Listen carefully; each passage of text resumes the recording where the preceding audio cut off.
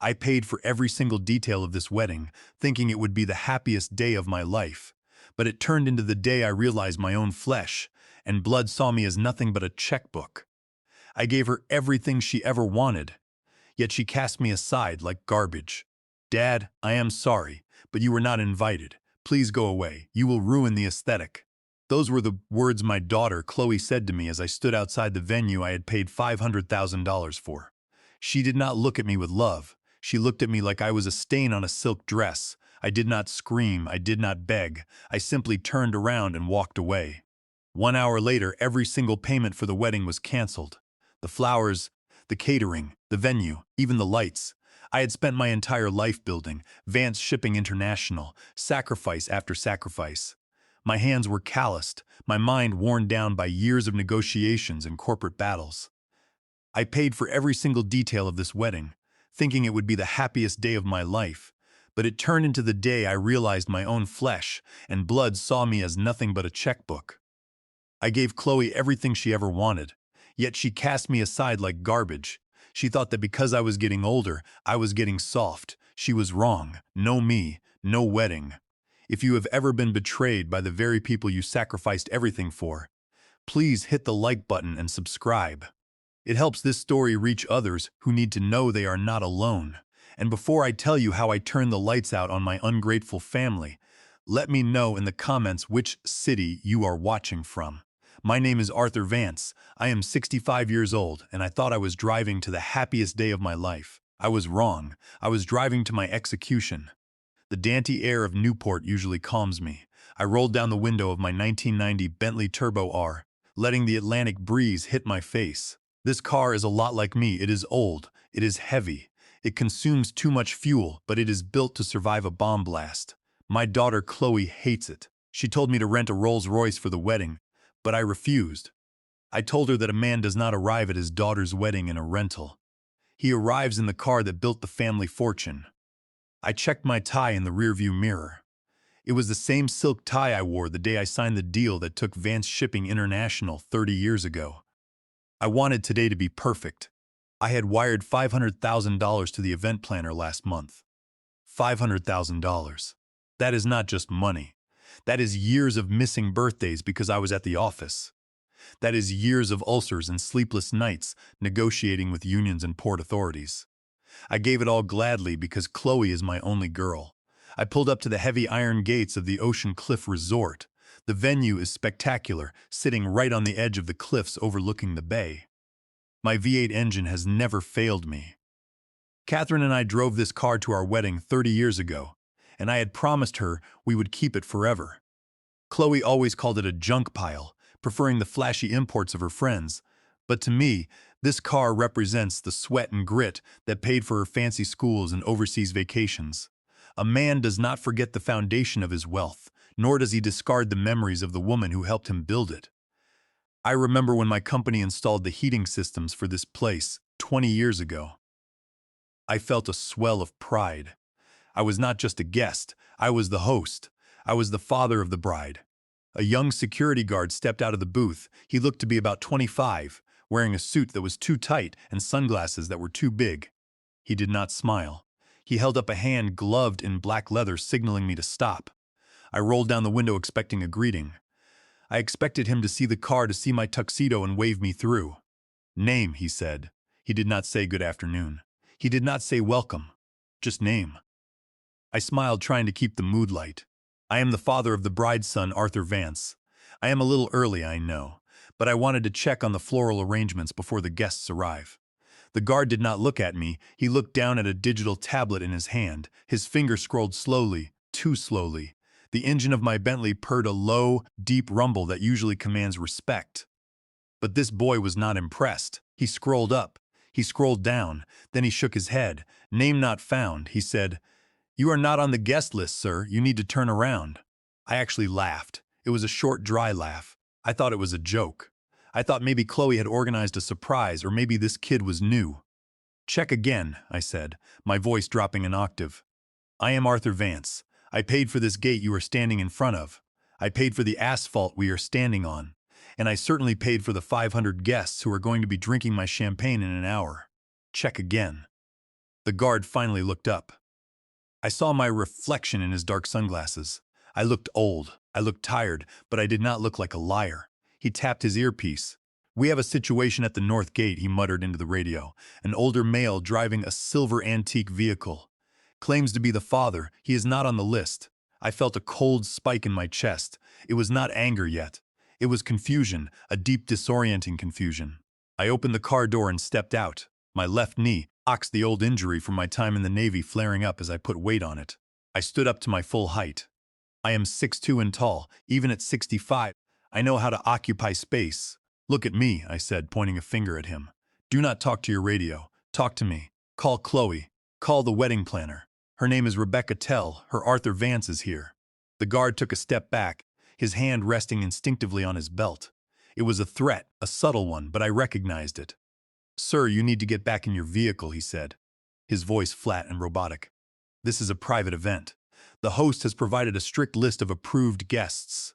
Your name is not on it. If you do not leave, I will be forced to call the Newport Police Department for trespassing." Trespassing? The word hung in the air like a bad smell. I looked past him through the iron bars of the gate. The winding driveway was lined with hydrangeas, blue and white, my late wife's favorite colors. I had chosen them. And then I saw the cars. A line of vehicles was gliding through the south gate, the VIP entrance. I squinted. My eyes are not what they used to be, but I know corporate fleets when I see them. I saw a black Mercedes Maybach. I knew that license plate. It belonged to the CEO of Horizon Logistics, my biggest competitor. And behind it, a Bentley SUV much newer than mine with the crest of the Cole Corporation on the door. Victor Cole. My blood ran cold. Victor Cole was the man who tried to bankrupt me in 2008. He was the man who sued me 3 times and lost. Why was Victor Cole driving into my daughter's wedding while I was being threatened with arrest at the front gate? Something was wrong. Something was terribly, fundamentally wrong. This was not a clerical error. This was not a mistake by a wedding planner. I turned back to the guard. I reached into my jacket pocket. The roadside diner was silent, save for the hum of the old refrigerator and the occasional clink of silverware. The smell of cheap oil and grease hung heavy in the air, a stark contrast to the oceanfront resort I had just left. I looked at the white coffee mug, my mind racing. How could she do this? How could she write a script that painted her own father as a senile old man? I had worked 18 hours a day to give her a life of luxury. Dr. Jonathan Thorne was supposed to be a respected medical professional, but in the corporate world, everyone has a price. A $50,000 payment was a small price to pay to buy a signature that would steal a man's life. He flinched, thinking I was reaching for a weapon. I pulled out my phone. "I am calling my daughter," I said, my hand shaking slightly. Not from fear, but from a sudden, overwhelming sense of dread. "Do not bother," the guard said. I paused, my thumb hovering over Chloe's contact photo. It was a picture of us from her graduation. She was smiling so bright. "What did you say?" I asked. The guard took off his sunglasses. For the first time I saw his eyes. There was no sympathy there, just annoyance. He looked at me like I was a senile old man who had wandered away from a nursing home. I said, "Do not bother calling," he repeated. "The bride gave us a specific briefing this morning. She gave us a photo of you. She said that under no circumstances is Mr. Arthur Vance allowed on the property. She said you would cause a scene. She said you are mentally unstable." The world stopped. The sound of the ocean faded. The hum of my car engine disappeared. All I could hear was the blood rushing in my ears. Mentally unstable. A scene. "So I am not just uninvited," I said, my voice sounding like it was coming from someone else. "I am banned." The guard nodded. He looked at his watch. "You have 30 seconds to turn that heap of scrap metal around, old man," he said, sneering, "or you will spend your daughter's wedding day in a holding cell." I looked at the gate one last time. I looked at the flowers I bought. I looked at the road leading to the resort where my daughter was currently getting ready, laughing, drinking mimosas, probably toasting to her freedom from her old man. I did not yell. I did not storm the gate. I learned a long time ago in business that when someone shuts a door in your face, you do not knock. You buy the building and evict them. I got back into my Bentley. I slammed the heavy door shut. It made a solid final sound like a vault closing. I put the car in reverse. "Okay," I whispered to the empty car. You want me to go away? I will go away, but I am taking my wallet with me. I spun the steering wheel and drove away from the paradise I had paid for. I drove 5 miles down the coast to a dirty roadside diner with a flickering neon sign. I ordered a black coffee and a burger that tasted like cardboard. I sat there in my tuxedo, surrounded by truckers and tourists, and then I took out my phone. My hand was not shaking anymore. I was calm, the kind of calm that comes before a hurricane. I saw a notification on my screen, a voice message from Chloe. I pressed play, and as I listened to her voice, the last piece of my heart did not break. It turned to stone. I sat in the idling Bentley, watching the winding driveway. The security guard stood with his arms crossed, staring at the bumper of my car like he was waiting for a reason to draw a weapon. My heart was pounding a slow, heavy rhythm against my ribs. Under Rhode Island General Laws Section 1168-2, financial exploitation of an elder is a serious felony, carrying a penalty of up to 15 years in prison. Since I was 65 years old and my daughter used a fraudulent medical report to hijack my voting proxy, this was a clear violation. The statute carries a penalty of up to 15 years in prison and a fine of up to $50,000. Furthermore, under California Welfare and Institutions Code, Section 1561030, which applied since our main corporate holdings were registered in California, elder financial abuse occurs when a person takes, secretes, appropriates, obtains, or retains real or personal property of an elder for a wrongful use or with intent to defraud. By bribing Dr. Jonathan Thorne for $50,000 to sign a false competency report, they had committed a blatant civil felony. I kept telling myself this was a misunderstanding. I kept telling myself that in a moment, Chloe would come running down that hill in her white dress, laughing about a mix-up at the gate. I was ready to forgive her. I was ready to laugh about it. A father is always ready to forgive. Then I saw a golf cart winding down the path.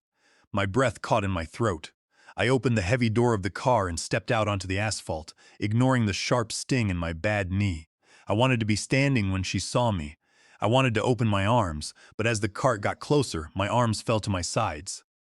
It was Chloe, but she was not wearing a wedding dress. She was not wearing the white lace gown we had picked out together in Paris last year, the gown that cost $12,000. Instead, she was wearing a silver cocktail dress that was barely more than a slip. It was short, tight, and aggressive. She did not look like a bride about to walk down the aisle. She looked like a hostess at a high-stakes casino. She looked hard. She hopped out of the cart before it even stopped. She did not run to me. She did not smile. She stopped exactly 2 meters away on the other side of the iron gate. She did not signal the guard to open it. She kept the bars between us. "Dad," she sighed. Her voice was not warm. It was the tone she used when the pool cleaner came late. Impatient, annoyed. "Chloe," I said, stepping forward. My hand instinctively reached out to touch the cold metal bars. "Honey, what is going on? This guard says I am not on the list. Tell him who I am. Tell him I am your father." She crossed her arms over her chest. I noticed she was holding a glass of champagne. She took a sip before answering. The bubbles caught the afternoon light. "I know who you are, Dad," she said. "And the guard is right. You are not on the list." I blinked. I felt like the ground was shifting under my feet. The ocean breeze suddenly felt freezing cold. "What do you mean I am not on the list?" I asked, my voice trembling. "I paid for the list. I paid for this gate. I paid for that champagne you are drinking. Chloe, today is your wedding day. I am supposed to walk you down the aisle." She rolled her eyes. It was a gesture so dismissive, it felt like a physical slap. She stepped closer to the bars and lowered her voice, not out of privacy but out of embarrassment. "Look at you, Dad," she said, waving her hand at me like she was shooing away a fly. "Just look at you. You drove the Bentley. I told you specifically to rent the Rolls-Royce Phantom. The Bentley looks ancient. It smells like old leather and cigars. It does not fit the vibe. The vibe." I looked at my car, my beautiful, sturdy car that had carried me safely for 30 years. Then I looked down at my tuxedo. It was classic. It was timeless. "And you," she continued, her eyes scanning me from head to toe with pure judgment. "You look tired, Dad. You look old. Your skin is gray. You have that limp when you walk. Honestly, it is depressing to look at." I stood there stunned. I have negotiated with union leaders who threatened to burn down my warehouses. I have stared down corrupt customs officials in foreign ports. But nothing prepared me for the cruelty of my own child. Chloe, I said quietly, I am 65 years old. Then there was the bigamy issue under Nevada Revised Statutes, Section 201-160. Kevin Victor Cole had married Melanie Jane Adams in Las Vegas back on June 4, 2022, and the marriage was never dissolved. Under the law, any subsequent marriage is absolutely void from the beginning. Marrying Chloe while still legally wed to Melanie was a Class D felony, carrying a prison sentence of up to 4 years. Additionally, under Rhode Island general laws, Section 1117(1), forgery of a medical evaluation or a corporate proxy document carries a penalty of up to 10 years in prison. The moment Chloe signed that merger agreement using the fraudulent proxy, she was committing a felony under Rhode Island law. I work 18 hours a day. I look tired because I spent the last 3 months securing the trust fund for your future children. She shook her head, cutting me off. That is exactly the point, she snapped. This is not just a wedding, Dad. This is a networking event.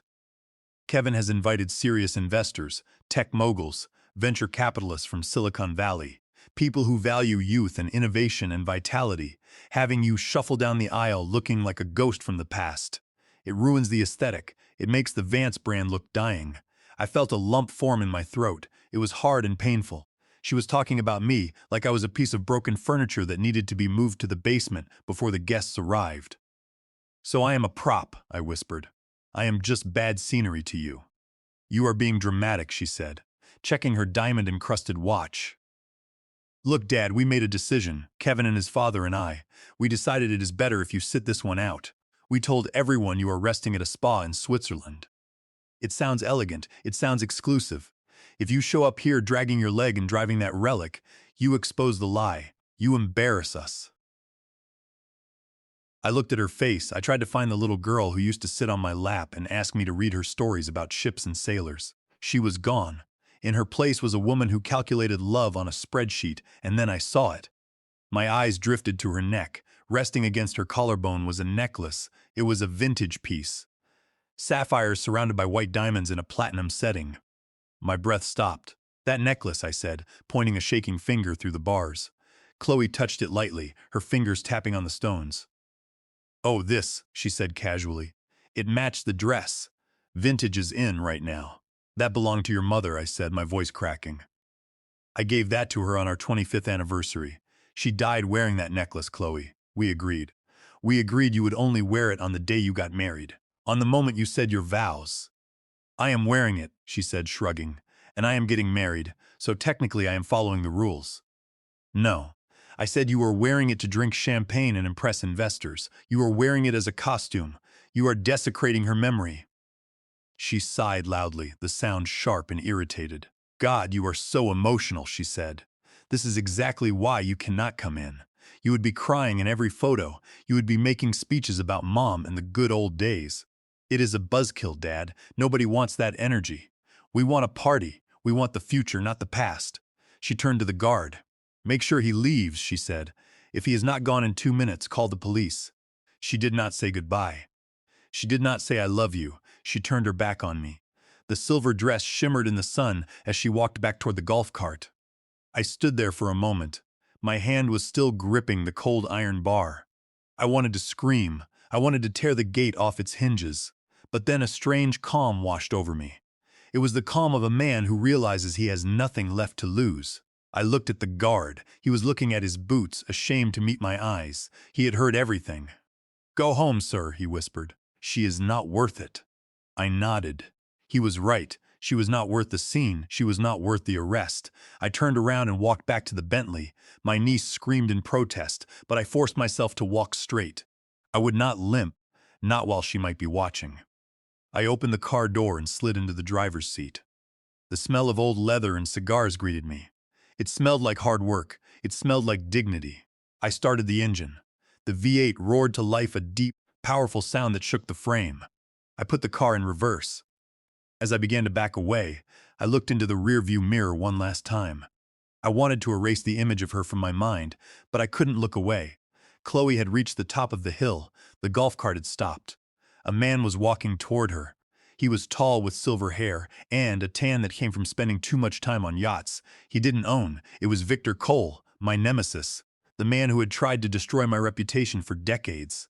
I watched as Chloe ran to him. She did not stop 2 meters away. She threw her arms around his neck. She laughed, a genuine laugh. Then I saw her lips move. I am a lip reader. It is a skill you learn when you conduct business in noisy shipyards. She looked at Victor Cole, the man who hated me, and she said one word, Dad. She called him Dad. She took his arm and he led her toward the party, toward the music, toward the life I had paid for. I slammed on the brakes. The car skidded slightly on the gravel. I sat there, staring at the empty driveway in the mirror. The pain in my chest was gone. It was replaced by something else. Something cold and hard and sharp. It was the feeling of a contract being breached. They wanted me to be a ghost. They wanted me to be invisible. They wanted my money, but not my face. Okay, I whispered to the reflection in the mirror. You want me to disappear? I will disappear. But first I am going to make sure you see me one last time. I shifted the gear into drive. I did not speed away. I drove slowly, deliberately. I needed to find a place with a strong Wi-Fi signal. I needed to find a place where I could work because the wedding was over. The war had just begun. I pulled the Bentley into the cracked asphalt parking lot of a place called Dan's Roadside Diner. It was the kind of establishment where the neon sign buzzed like a dying insect, and the air smelled heavily of burnt grease and diesel fumes.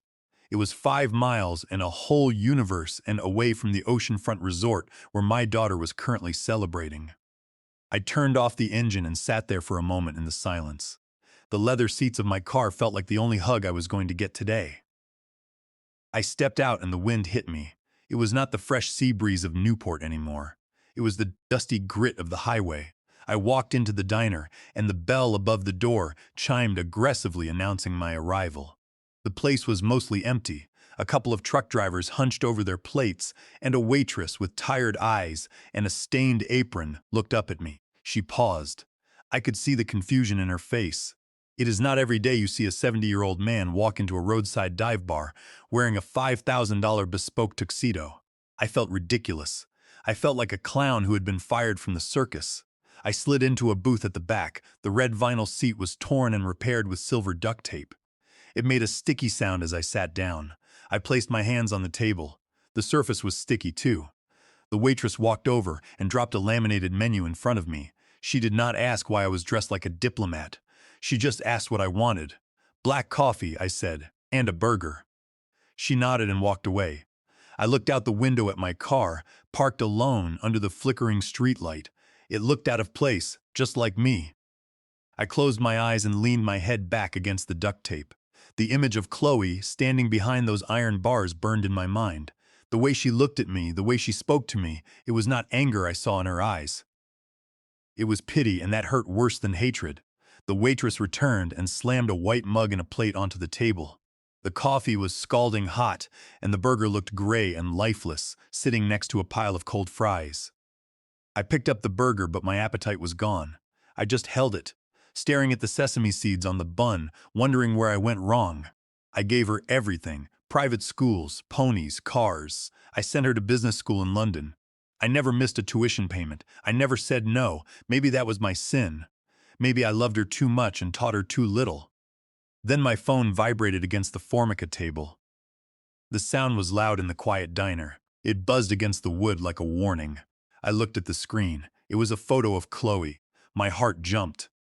For a split second, I thought she was calling to apologize. I thought she was calling to say it was all a big mistake and I should come back. I reached out and tapped the screen. It was not a call. It was a voice note, a recorded message. I pressed play. I held the phone up to my ear chaw, trying to block out the country music playing softly from the kitchen radio. Chloe's voice filled my ear. It was soft. It was breathless. It was the voice she used when she wanted something when she was a little girl. Dad, she said, I am sending this because I cannot talk right now. The guests are arriving and it is crazy here. Look, I know you are hurt. I know you think I am being cruel, but please understand that I am doing this for you. She paused in the recording. I could hear the sound of wind and distant music in the background. I spoke to Dr. Thorne this morning, she continued. He is worried about you, Dad. We all are. He said that your episodes are getting worse. The memory loss, the confusion, the you forget names, you get angry for no reason. Those are the early signs of dementia. Dad, I did not want to say it to your face because I knew you would deny it. But we could not risk you having an episode in front of the investors. Imagine if you forgot who Victor Cole was. Imagine if you started yelling at the wrong people. I am protecting your dignity, Dad. I am saving you from yourself. I love you too much to let you embarrass yourself. Go home. Rest. We will visit you tomorrow. The message ended. The silence returned. I sat there frozen. The phone slipped from my fingers and clattered onto the table. Dementia. The word hung in the air, heavy and suffocating. I looked at my hands. They were trembling. Was it rage or was it the disease? I tried to remember the last few weeks. Did I forget names? I forgot where I put my reading glasses last Tuesday. I forgot to call my dentist to reschedule an appointment. Is that how it starts? Is that the slipping away? I felt a cold sweat break out on my forehead. Maybe she was right. Maybe I was the one who was wrong. Maybe I did have an episode and I just do not remember it. Maybe I am the villain in this story, a confused old man ruining his daughter's happiness because his brain is rotting away. I reached for the coffee mug to steady my nerves. My hand shook violently. I knocked the mug over. The hot black liquid splashed across the table, dripping onto my tuxedo pants. It burned my skin, but I barely felt it. I felt small. I felt broken. The waitress looked over from the counter, but she did not come to help. She just shook her head. I grabbed a napkin and started dabbing at the stain on my trousers. I am losing my mind, I whispered to myself. My own daughter says I am losing my mind and she loves me. She would not lie about something like that. She is protecting me. I felt tears pricking the corners of my eyes. I was ready to give up. I was ready to get back in the car, drive home, and wait for the darkness to take my memories. And then the phone buzzed again. It was not a message this time. It was a notification, a sharp ping that cut through my self-pity. I looked at the screen. It was an alert from my private banking app. I had given Chloe a supplementary card for wedding emergencies. Ping, $5,000. The payment was to a company called Vintage Vines. Expensive wine. She was buying bottles that cost more than this entire diner. Ping, $10,000. The payment was to the Newport Orchestra. I stared at the screen. If she was so worried about my health, why was she spending money so fast? Why was she partying while her father was supposedly losing his mind? Ping. Another alert. This one made me stop breathing. $50,000. I squinted at the screen, wiping a smear of coffee from the glass. That is a lot of money. That is a down payment on a house. That is a year of Dainary for a lot of people. I read the merchant name. Dr. Thorne Medical Consultancy. Urgent service. I frowned. Dr. Thorne, the name she mentioned in the voicemail. The doctor who said I had dementia. I sat up straighter. The trembling in my hands stopped. My brain, the brain that was supposedly failing me, kicked into gear. I have been a businessman for 40 years. I know how invoices work. I know how medical billing works. You do not pay a doctor $50,000 for a consultation. You do not pay a doctor $50, now zeroed on a Saturday afternoon during a wedding. And you certainly do not label it urgent service unless someone is dying on the operating table. But nobody was dying. They were drinking champagne. A cold realization washed over me, hotter than the coffee I had just spilled. You pay a doctor $50,000 for a signature. You pay a doctor $50,000 to write a report that says what you want it to say. I scrolled back to the voicemail. I listened to it again. This time I did not hear a concerned daughter. I heard a script. I heard a performance. She needed me to be sick. Why? Why did she need a medical record stating I had dementia today of all days? I unlocked my phone and opened the banking app. I looked at the timestamp. The payment to Dr. Thorne was made 10 minutes ago, right after she sent me. This was not a diagnosis. This was a transaction. I looked at the cold burger. I looked at the dirty diner. And then I looked at my reflection in the dark window. I did not see a senile old man. I saw a shark that had just smelled blood in the water. She thinks I am forgetting things. Well, I was about to remind her of something very important. I am Arthur Vance, and I never pay for a service I did not authorize. I picked up the phone. I did not call Chloe. I dialed a number I had not called in years. Clara Jenkins, I said when the voice on the other end answered. Wake up. I need you to open your laptop. We are going hunting. I stayed on the line waiting for Clara Jenkins to pick up. But while the phone rang, I did not sit idle. My thumb hovered over the name on the banking transaction. Dr. Jonathan Thorne. The name sounded efficient. It sounded professional. It sounded like the kind of name you trust with your life. But $50,000 for a single visit does not buy trust. It buys silence, or it buys a lie. I minimized the call screen and opened the browser on my phone. The connection in the diner was slow, and every second the loading circle spun, I felt my blood pressure rising. Finally, the search results populated. The first result was a polished website, Risk Concierge Medicine, discreet care for elite families. The photos showed a silver-haired man in a white coat, smiling benevolently at an elderly couple. It looked perfect, too perfect. I scrolled down past the sponsored ads. I wanted the truth, not the marketing. I found it on page 2. No, it was a forum for legal professionals discussing probate law and guardianship disputes. There was a thread titled Excessive Billing and Questionable Diagnosis in Competency Hearings. I clicked it. The text was dense, full of legal jargon, but one name kept appearing in the comments. Dr. Thorne. One comment stood out. It was from a lawyer in Boston. He wrote that Thorne is the go-to guy if you need to expedite a guardianship. If you have a stubborn parent who refuses to hand over the checkbook, Eris will find a medical reason to take it from them. He specializes in early-onset dementia diagnoses that are legally binding but medically vague. I felt a chill that had nothing to do with the air conditioning. I read another comment. This one was from a woman who claimed Eris had declared her father incompetent 2 days before he changed his will. By the time they contested it, the assets were gone. I put the phone down on the sticky table. My hands were shaking again, but this time it was not from fear. It was from rage, a cold, calculating rage that cleared the fog in my head instantly. This was not about my health. This was a coup. I closed my eyes and let my mind travel back to last week.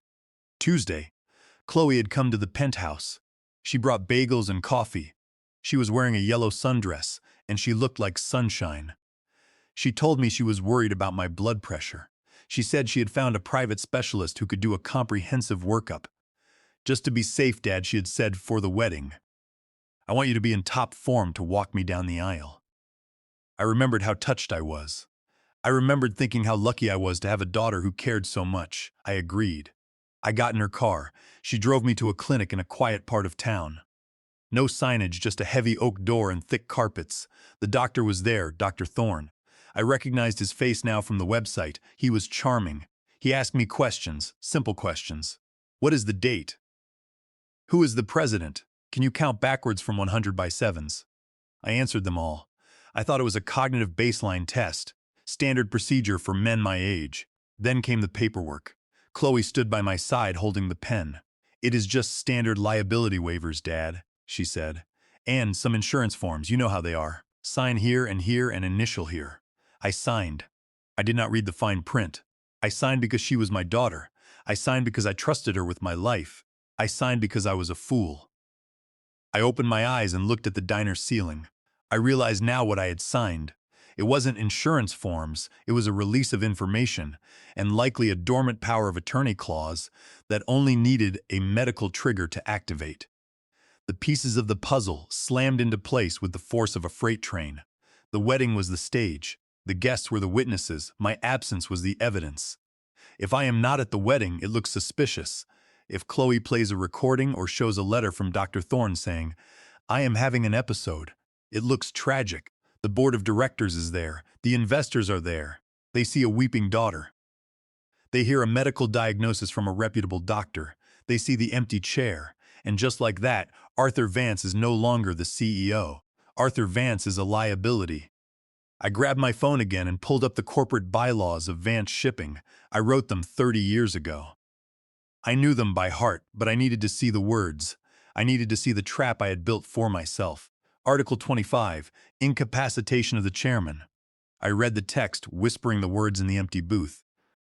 In the event that the chairman is deemed medically unfit to discharge his duties by a licensed physician and is absent from 2 consecutive mandatory shareholder meetings, his voting rights shall immediately transfer to his designated proxy until such time as competency is restored. My designated proxy. I laughed. It was a harsh barking sound that made the truck driver at the counter turn around. My proxy was Chloe. I had set it up that way years ago when her mother died. I wanted to ensure that if anything happened to me, the company would stay in the family. I thought I was protecting her inheritance. I did not realize I was handing her a loaded gun. She did not just want to marry Kevin. She wanted to merge the company with his father's empire. I had always blocked that merger. Victor Cole is a vulture. He strips companies for parts. I would never let him touch my ships.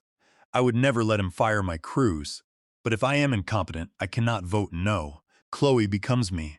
And Chloe will sign whatever Victor puts in front of her, as long as she gets her cut and her social status. That is why I was banned. That is why the guard was briefed. They needed me to be gone. They needed me to be angry and confused. If I had stormed the gate, if I had shouted and screamed, the police would have come. It would have been a public record of my instability. It would have been the final nail in my coffin. By walking away, I had ruined their perfect scene, but the clock was still ticking. The ceremony was starting in less than an hour. The merger documents would be signed at the reception. They would announce my retirement and the acquisition in the same breath. I looked at the transaction on my screen, the price of a man's life, the price of a father's legacy. I felt a vibration in my hand. Clara Jenkins had picked up the phone. "Arthur," she said, her voice thick with sleep. "It is Saturday." "Why are you calling me, Clara Jenkins?" I said, my voice steady and cold. "I need you to wake up. I need you to get to your computer." "What is wrong?" she asked, sensing the tone in my voice. "Is it the wedding?" "There is no wedding, Clara Jenkins," I said. "It is a hostile takeover. They are using a fake medical diagnosis to trigger Article 25. They are going to sell the company to Cole tonight." I heard the rustling of sheets on the other end. Clara Jenkins was moving. She was the best executive assistant I ever had. She knew where the bodies were buried because she helped me dig the holes. "What do you need?" she asked. "I need you to access the medical database," I said. "I know you still have the admin codes for the company insurance portal. I need you to find out exactly what Dr. Thorne uploaded today. And Clara Jenkins, I need you to find the poison pill." "The poison pill," she repeated. "Arthur, you haven't used that protocol in 20 years. "I know," I said, "but today is a special occasion. Today I am not just a father. I am the chairman, and I am about to fire my daughter." I hung up the phone. I looked down at the coffee stain on my trousers. It didn't matter anymore. I wasn't going to a party. I was going to war. I paid for the coffee with a $20 bill and told the waitress to keep the change. I walked out into the parking lot. The sun was setting, casting long shadows across the pavement. I looked at my Bentley. It was a tank. It was a fortress. I got in and started the engine. The powerful vibration felt different this time. It didn't feel like a leisurely drive. It felt like a weapon powering up. I had the evidence of the bribe. I had the knowledge of the bylaws, and in a few minutes, Clara Jenkins would give me the smoking gun. Chloe thought I was fragile. She thought I was a confused old man who would go home and cry. She forgot who raised her. She forgot that before I was a father, I was a sailor. And sailors know how to survive the storm. I put the car in gear. I wasn't going home. I was going to find a high-speed internet connection, and then I was going to crash the wedding. Not with my body, but with the truth. I sat in the driver's seat of the Bentley with the iPad propped up against the steering wheel. The leather was cool under my fingers, but my palms were sweating. Outside the windows, the world was getting darker as the sun dipped below the horizon. But inside the car, the blue glow of the screen illuminated my face like a ghost. I had dialed Claire Jenkins. She picked up on the second ring. Claire Jenkins is 65 years old. She retired 3 years ago with a pension I made sure was fat enough to buy her a villa in Florida. She was my executive assistant for 30 years. She knows my social security number better than I do. She knows my password. She knows my secrets. And most importantly, she knows loyalty. A word my daughter seems to have erased from her vocabulary. "Arthur," she said. Her voice was crisp and alert. Clara Jenkins never sounded sleepy, even if I woke her up at midnight. "Why are you calling me on the private line? Is everything all right with the wedding?" "There is no wedding, Clara Jenkins," I said. My voice was low and steady. It was the voice I used when I fired the entire management team in '98. "I need you to do something for me, and I need you to do it fast." I heard the sound of a chair scraping against the floor on her end. She was already moving toward her computer. "I am listening," she said. "I need access to the Ocean Cliff security grid." I said, "Do you remember the admin backdoor we installed when we upgraded their logistics server 10 years ago?" The one I told you to keep active just in case the new owners tried to screw us on the contract. I remember, she said. I can hear her typing the rapid-fire click of mechanical keys. I never deleted the root access, Arthur. I figured you might need to check on your investment one day. I just didn't think it would be today. Get me in, I said. I need to see the ballroom. I need to see what is happening inside that building while I am sitting out here in the dirt. Give me 30 seconds, she said. I stared at the black screen of my iPad. A loading circle spun in the center. It was a hypnotic white loop. I tried to control my breathing, in out. I needed to be calm. I needed to be sharp. If my suspicions were right, if this was really a hostile takeover disguised as a marriage, then I needed proof. Hard, irrefutable proof. I thought about the guests I had seen entering the gate. Victor Cole, the board members, the bankers. None of them were friends of Chloe. They were sharks, and sharks do not gather for love. They gather for a feeding frenzy. I am bypassing the firewall now, Clara Jenkins said. Her voice was tight with concentration. They updated the front-end software, but the kernel is still ours. Amateur mistake. Okay. Arthur, I am patching the feed through to your device. You should see it now. The screen on my iPad flickered. The white circle disappeared. A burst of static noise hissed through the speakers, and then the image stabilized. It was a high-angle shot from the camera hidden in the chandelier of the grand ballroom. The resolution was crystal clear, 4K video streaming directly to my lap. I leaned in, squinting at the display. My brain tried to process what I was seeing. I expected to see a wedding. I expected to see round tables covered in white linen. I expected to see centerpieces made of hydrangeas and roses. I expected to see a dance floor. I expected to see a cake, but there was no cake. There were no flowers. There was no dance floor. What the hell is this? I whispered. The room was set up like a conference hall. The round tables were gone. Instead, there were rows of chairs facing a raised stage. The lighting was not soft and romantic. It was bright, harsh, and clinical. It was the kind of lighting you use for a shareholders' meeting. On the stage where the altar should have been, there was a massive projection screen. It was 20 feet wide, and on that screen there was no picture of the happy couple. There was no just married sign. There was a logo. It was a logo I knew well. It was the blue anchor of Vance Shipping, my company, my life's work, but it was not alone. Next to it, intertwined like a snake strangling its prey, was the red shield of the Cole Corporation, and underneath, in bold black letters that looked like a tombstone engraving, were the words, Merg Ceremony Vance and Cole. I felt the air leave my lungs. It felt like someone had punched me in the solar plexus.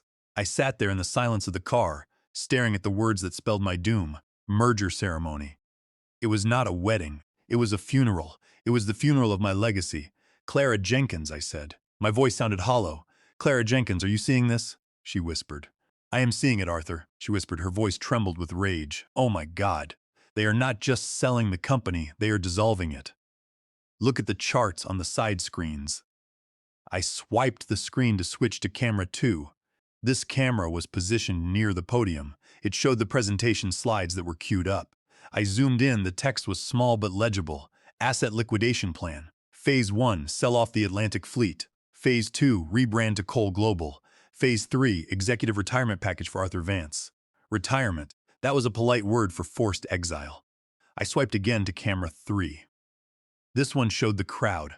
I saw them, my board of directors, men and women I had made rich, men and women I had invited to my home for Christmas dinners. They were sitting there holding glasses of champagne, laughing. They were not waiting for a bride, they were waiting for a payday. And there in the front row sat Chloe. She was not looking nervous like a bride should. She was looking at her phone. She was smiling. She was texting them. Beside her sat Kevin, the groom. He was leaning over, whispering something in her ear and pointing at the screen. He was pointing at the liquidation numbers. They were calculating their cut. They tricked me, I said. The realization was cold and sharp like a knife in the wedding is a sham. The marriage is a sham. Kevin doesn't want a wife. He wants a seat on the board. And Chloe, my God, Chloe isn't getting married. She is getting paid.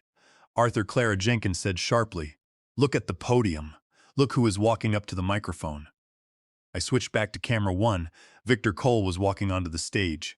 He was wearing a tuxedo that cost more than my first house.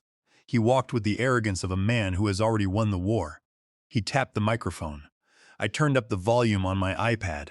The sound was tiny but clear. "Ladies and gentlemen," Victor said, booming through the speakers.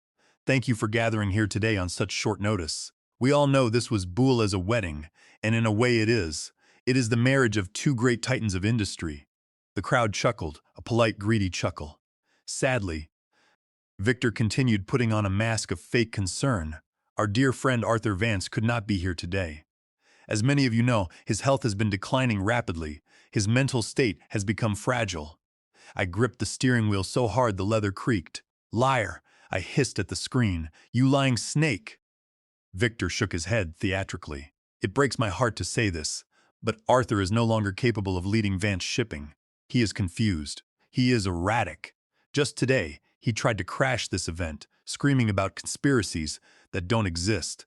For his own good, and for the good of the shareholders, his daughter Chloe has agreed to step in as his legal guardian and proxy." The camera panned to Chloe. She stood up. She looked sad. She looked brave. She wiped a fake tear from her eye and waved to the crowd. The applause was thunderous. They were applauding my destruction. They were clapping for my death while I was still alive. "Clara Jenkins," I said. My voice was no longer hollow. It was cold. It was the temperature of the deep ocean. "I am here, Arthur," Clara Jenkins said. "How much time do we have before they sign the papers?" "I can see the agenda on the teleprompter," Clara Jenkins said. "Victor speaks for 10 minutes, then Chloe speaks. Then the signing. You have maybe 15 minutes, Arthur. 15 minutes. 15 minutes to save 40 years of work.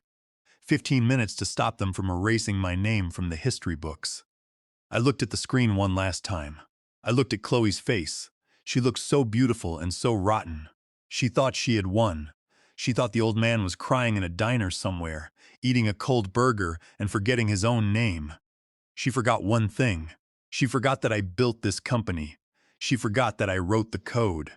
And she forgot that I still have the keys. "Clara Jenkins," I said, "do not log off. I am not going anywhere." Clara Jenkins said, "What are you going to do?" "I am going to attend the wedding." I said, "But you are 5 miles away." Clara Jenkins said, "You cannot make it in time. The gates are locked. The police are on speed dial. I don't need to be there physically." I said, "I have the iPad. I have the admin access, and I have you." I closed the video feed and opened the control panel for the resort's audio-visual system. The interface was old but familiar. It controlled everything: the lights, the sound, the projector, the microphone. "They want a show," I said. "I am going to give them a show. Clara Jenkins, I want you to find the file we talked about. The one with the financial records from the private account, the one titled Wedding Expenses." "I have it," Clara Jenkins said. "Good," I said. "Get it ready to upload. But first, I need to make a phone call." "Who are you calling?" Clara Jenkins asked. "I am calling the bank," I said. "It is time to freeze hell over." I looked at the resort on the horizon. I could see the faint glow of the lights against the night sky. They were celebrating in there. They were drinking my wine and dividing my empire. "Enjoy the champagne, Victor," I whispered, "because it is the last thing you are going to taste before I burn your house down." I tapped the banking app. It was time to execute the ghost protocol. It was time to show them that ghosts can still bite. I kept the Bentley parked in the shadows of the diner lot, but my mind was 5 miles away, inside the ballroom of the Ocean Cliff Resort. The iPad screen was my only window into the betrayal unfolding in real time. I swiped across the glass to adjust the camera angle again. The lens zoomed in past the rows of clapping shareholders, past the floral arrangements that I had paid for, but would never see, and focused on the podium. There they were, the triumvirate of my destruction. Victor Cole, Kevin, and Chloe. They looked like royalty standing there under the spotlights. Victor had his arm around Kevin's shoulder, the proud father beaming at his son. But it wasn't the pride of a parent watching a child get married. It was the pride of a general watching his lieutenant capture an enemy fort. I tapped the audio icon on the screen, pushing the volume slider to the maximum. The directional microphone on the podium was sensitive. It was designed to pick up speeches, but right now it was picking up the whispers of conspirators who thought no one was listening. The applause from the crowd died down. As Victor leaned in close to Kevin, I held my breath. "You did good, son," Victor said. His voice was low, a grayly rumble that came through the iPad speakers clearly. "The old man took the bait. He is gone." Kevin laughed. It was a nervous, shallow sound. Are you sure he won't come back, Dad? You know Arthur? He is stubborn. He is not coming back. Victor sneered. The security team has strict orders. If he shows his face, he gets arrested. And once Dr. Saw Harris files that report tomorrow morning, Arthur Vance will be a ward of the state. He will be in a facility by lunchtime. Locked up, medicated, out of the way. I felt a cold hand grip my heart. A facility. They weren't just planning to steal my company. They were planning to steal my freedom. They were going to lock me away in some high-end nursing home, doping me up with sedatives until I drooled on myself so they could spend my money in peace. Kevin nodded, adjusting his silk tie in the signing. We are still on schedule. 1 hour, Victor said, checking his watch. In exactly 1 hour, when the reception starts, Chloe signs the merger agreement as Arthur's proxy. Once that ink is dry, Vance Shipping ceases to exist. It becomes a subsidiary of Coal Corp. And the best part is, we get his entire Atlantic fleet for pennies on the dollar. I watched Kevin's face. He didn't look conflicted. He didn't look guilty. He looked hungry. That fleet is worth $2 billion, Kevin whispered. And it will be ours, Victor said, clapping him on the back. All because you managed to charm the princess. I shifted my gaze to Chloe. She was standing a few feet away, pretending to adjust her microphone, but she was listening. She walked over to them, her silver dress shimmering like the scales of a fish. I heard what you said, she said. Her voice was sharp. There was no sweetness in it now. No, Daddy. I love you. Just business. Don't worry, sweetheart, Victor said, smiling at her with the warmth of a reptile. You did your part perfectly. The tearful daughter act was Oscar-worthy, Chloe smirked. It was a look I had never seen on her face before. It was cruel. It was calculating. I don't care about Oscar's, Victor, she said. I care about the contract. You said 30%. Of course, Victor said, spreading his hands. 30% of the acquisition value plus a seat on the new board. And the penthouse, Chloe added. I want Dad's penthouse in Manhattan. He won't need it where he is going. I flinched. The penthouse, the home where I raised her, the home where her mother died. She wanted to take that too. She wanted to strip me of everything. My company, my freedom, my home. Victor laughed. Consider it a wedding gift. Once you sign those papers, you can have whatever you want. Chloe smiled, a genuine predatory smile. Good, because dealing with him these last few months has been exhausting. Listening to his war stories, pretending to care about his ships. I earned every penny of that 30%. I sat back in the car seat. The iPad slipped from my hands onto my lap. I stared out the windshield at the dark highway. A single tear rolled down my cheek. It was hot and angry. I had spent my life building a fortress to protect her. I had fought off competitors. I had survived recessions. I had worked until my hands bled so she would never have to know what struggle felt like. And all that time I thought I was raising a daughter, but I was raising a monster. She was not a victim. She was not being manipulated by the Starings. She was one of them. She was a partner in the crime. She had looked me in the eye this morning and kissed my cheek, knowing that by sunset she would be signing my life. I am not her father anymore. I whispered to the empty car. To her, I am just an asset, a resource to be mined and discarded. I looked back at the screen. They were shaking hands now. Victor, Kevin, Chloe, an unholy alliance sealed with champagne and lies. They thought I was finished. They thought I was a senile old man crying in his soup. They thought the game was over, but they forgot the first rule of the shipping business. You never celebrate until the cargo is in the port. And I was the captain of this ship. I picked up the iPad again. My hands were steady now. The sadness was gone. It had been burned away by the fire of betrayal. Clara Jenkins, I said into the phone. Are you still there? I am here, Arthur, she said. I heard everything. I am so sorry, Arthur. She is evil. Save the sympathy, Clara Jenkins, I said. We have work to do. They want to sign a contract in 1 hour. That gives us 59 minutes to change the terms of the deal. What are you going to do? Clara Jenkins asked. I am going to trigger the poison pill, I said. And then I am going to introduce them to the real Arthur Vance. Not the father, not the old man, but the CEO. I opened the banking app again. I opened the network control panel. I opened the file Clara Jenkins had sent me. They called me a prey. They called me a victim. I swiped the screen, activating the command line interface for the resort's main server. Let's see how they like it when the prey bites back. I disconnected from the server for a brief second to switch apps on my phone. My hands were moving with a precision that surprised me. The tremors were gone. The heartbreak was gone. In their place was the cold mechanical efficiency of a man who had spent 40 years navigating the shark-infested waters of international trade. I dialed the number for Harold Stone. Stone is not a warm man. He does not ask about your grandchildren. He does not send holiday cards. He is the most expensive corporate litigator in New York City, and I pay him a retainer of $20,000 a month just to answer my calls on the first ring. He is my attack dog, and tonight I needed him to bite. He answered on the second ring.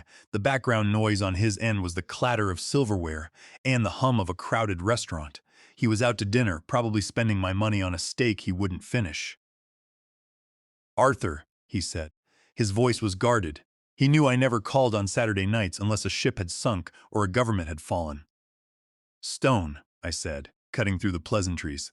"I need you to step outside somewhere, quiet now." There was a pause. I heard the scrape of a chair and the sound of footsteps. A door opened and closed, and the background noise vanished, replaced by the hush of a city street. "I am listening," Harold Stone said. "You sound different. What happened?" "They are invoking Article 25. I said silence. The silence stretched for 5 seconds, but I knew exactly what Stone was doing. He was running the bylaws of Vance shipping through his mind. He wrote them, after all. He knew exactly what Article 25 meant. Article 25. Stone repeated, his voice dropping to a whisper, the incapacitation clause. "Arthur, are you in a hospital? Have you had a stroke?" "I am sitting in a diner parking lot eating a cold burger," I said. "But according to my daughter and a corrupt doctor named Eris, I am currently suffering from severe dementia and I am unfit to lead. They are holding a merger ceremony at the Ocean Cliff Resort right now. Chloe is about to sign the company over to Victor Cole as my proxy." I heard a sharp intake of breath on the other end. "Stone is a cynic, but even he has limits." "That is fraud, Arthur," he said. "That is a conspiracy. But if they have a medical professional willing to testify, and you are not there to contest it, they might get the signature on paper. We can fight it in court on Monday, but by then the damage to the stock price will be catastrophic. The market hates instability." "I do not care about Monday," I snapped. "I care about the next 45 minutes. I need you to activate the poison pill." The poison pill. We had drafted this clause 15 years ago, right after Chloe's mother passed away. I was afraid of remarrying a gold digger or falling ill and losing control. So, we created a fail-safe, a clause so toxic that it would make the company indigestible to any hostile takeover. "You mean the founder's veto?" Stone asked. "Yes," I said. "The clause that states that any transfer of majority control requires the physical biometric signature of the founder, regardless of proxy status if the company is solvent." "It is a strong clause," Stone said, hesitating. "But Arthur, they have a doctor saying you are mentally incompetent. They will argue that the veto is void because you do not understand what you are signing. They will tie us up in litigation for years while they strip the assets. Then we need a nuclear option." And I said, "I want you to draft a new document, Stone. Right now, open your laptop on top of a trash can if you have to." "I don't care. What kind of document?" Stone asked. "A revocation of power of attorney," I said, "and a termination of employment." "Termination of who?" "Chloe Vance," I said. The name tasted like ash in my mouth. "I want you to draft an immediate dismiss Dan for Chloe Vance from her position as Vice President of Operations. 'Cause for termination is gross misconduct, corporate espionage, and fraud. And Stone, I want you to draft an amendment to my will," Harold Stone warned. "You are emotional. Do not touch the will tonight." "Do it," I roared. My voice filled the small cabin of the Bentley. "I want her out, Stone. I want her disinherited. Not a penny, not a share, not a single piece of furniture. She wants to sell my legacy. She can do it from the street. I want the trust fund dissolved. I want the real estate transferred to the charitable foundation. I want it all gone." "Okay," Stone said, his voice professional again. "I can draft it. I can file the emergency injunction electronically with the court. It will put a temporary stay on any signatures." "How long?" I asked. "I need 20 minutes to draft," Stone said. "Then I need to get a process server to the resort to physically serve Chloe with the cease and desist order. The law requires physical notification for a termination of this magnitude, especially if she is acting as proxy." "How long to get the papers to the resort?" I asked. Stone paused, calculating. I am in the city. My courier service is fast, but it is Saturday night. Traffic is heavy. Maybe 45 minutes, an hour tops. I looked at the clock on the dashboard. It was 7:15. The signing ceremony was scheduled for 8 light. 45 minutes is too long, I said. My heart hammered against my ribs. By the time your courier gets past the gate, Chloe will have already signed the merger. Once her signature is on that paper, Cole owns the fleet. We can sue them later, but the company will be gone. The ships will be rebranded. My crews will be fired. I cannot wait an hour. It is the best I can do. Harold Stone said, the law moves slowly. The law is useless. I spat. I hung up the phone. I threw it onto the passenger seat. I stared out at the darkness. Stone was right. The law was a shield, but shields are heavy and slow. I didn't need a shield. I needed a sword. And I needed to swing it now. I looked back at the iPad. On the screen, Chloe was laughing with the guests. She looked so confident, so secure. She thought she was protected by the walls of the resort and the lies of her doctor. She thought she had timed everything perfectly. She had accounted for the police. She had accounted for the board. She had accounted for my medical records. But she had forgotten the one thing that truly rules the world: money. The law takes an hour to travel 5 miles. Money travels the globe in a millisecond.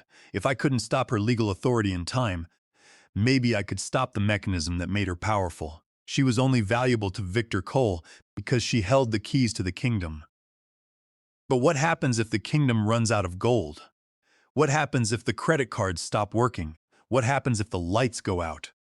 What happens if the massive transfer of funds required to finalize the merger gets flagged? I picked up the phone again. I didn't call a lawyer this time. I opened my banking app. The interface was blue and calm. It showed my balance. It showed the power I had accumulated over a lifetime. Chloe was spending my money to host this party. She was using my supplementary black card to pay for the champagne, the flowers, the security guards who kicked me out. I tapped on the card settings. The law is too slow, I whispered to myself. But poverty is instant. I stared at the button that said report lost or stolen. If I pressed it, everything would freeze. The resort would not get paid. The transaction for the merger fee would bounce. The doughy payment to the Cole family would vanish. But it wasn't enough just to freeze the card. I needed to freeze the network. I needed to trigger a fraud alert so massive that every financial institution connected to my name would lock down. I needed to initiate the Doomsday Protocol. I took a deep breath. I thought about the little girl I used to carry on my shoulders. I thought about the woman who just sold me out for a penthouse. Goodbye, Chloe, I said. I pressed the button, and then I dialed the number for the bank's fraud department. I was not going to wait for the courier. I was going to send a message that would arrive at the speed of light.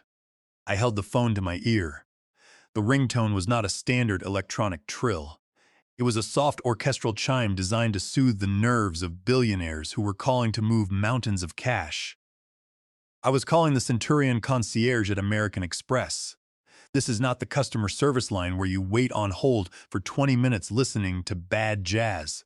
This is the line where they answer before the second ring, and they know your name before you speak. Good evening, Mr. Vance. The voice on the other end was smooth, polished, and professional. It was a man named Peter.